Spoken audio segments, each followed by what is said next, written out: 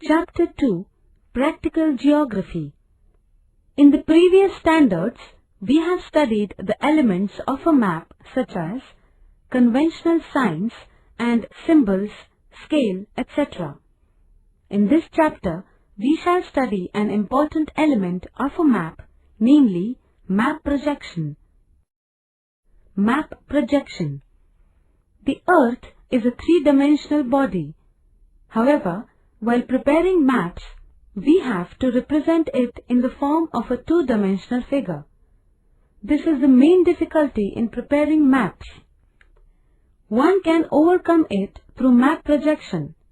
For this, the graticule, that is, the network of the imaginary lines of parallels and meridians, is used. The method of drawing the graticule on a flat piece of paper is called map projection. For different map projections, the graticule can be drawn using of mathematical or graphical procedures. The choice of a projection depends on the purpose of drawing a map and the size of the region. In a map, it is necessary to show accurately different aspects of a region such as its shape, area, distances, and directions. However, maintaining accuracy in all these in a single projection is difficult. Hence, in different projections, preference is given to different aspects. Figure 2.1 shows different shapes of paper placed on a globe. They are flat, conical, and cylindrical. The types of projection according to the shape of the paper are zenithal, conical, and cylindrical respectively. The flat paper can be positioned at the pole or the equator or any other location between these two.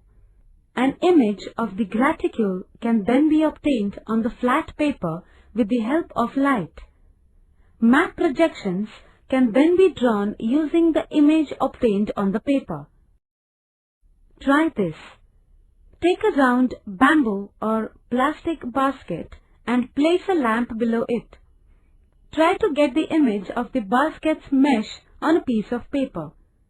Change the location and the shape of the paper. Observe the changes occurring in the image. Isolines. A line on a map joining places of equal values is called an isoline.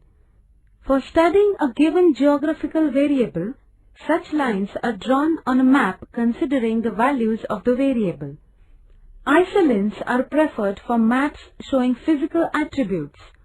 Isolines indicate the distribution of variables like temperature, rainfall, pressure, salinity, etc. Isolines for these are called isotherms, isoheights, isobars, and isohalines respectively. When isolines are close to one another, it indicates a rapid change in the given factor. When they are far away from one another, they indicate a slow change. For example, the slope of land can be gentle or steep. See figure 2.3 and try to understand the relation between difference in slope and the distances between isolines. Contours. The isolines for elevation are called contours. The line on a map joining points of same elevation is called a contour line. These lines collectively give an idea about the shape of a landform. They also give us an idea about the slope of the land. Contour lines can be used to indicate the following types of slope. Look at the figures to understand the types of slope when you read the matter given below. See figure 2.3, which shows uniform gentle and steep slopes. Number 1. Uniform slope. Equidistant contour lines on a map indicate a uniform slope. Number 2. Gentle slope. When the contour lines on a map are far away from one another, they indicate a gentle slope. Number 3. Steep slope. If the contour lines on a map are close to one another, the slope is steep. Number 4. Concave and convex slope. On a map, if the contour lines with higher values are close to one another and those with low values move far away from one another, it indicates a concave slope. As against this, if the contour lines with high values are farther away and those with low values are close to one another, the slope is convex. Representing data on a map using statistical information.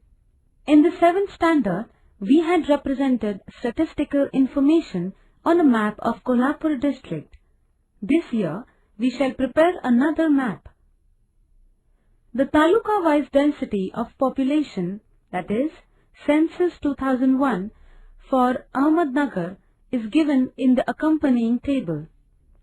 You have to prepare a choropleth map using this data. Procedure. Consider the density of population of the different talukas in Ahmednagar district. Find the maximum and minimum values of the density of population. We can place the density values in the following 3 groups. Number 1, less than 200.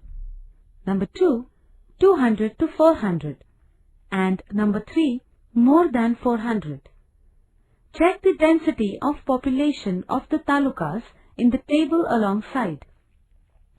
Find the talukas that belong to the groups we have identified. You have to use 3 proper shades out of the 4 given below.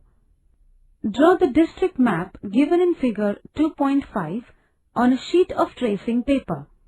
Use dark to faint shades for higher to lower density values.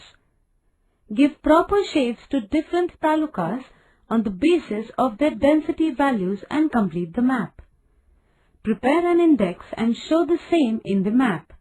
This is how a choropleth map is prepared.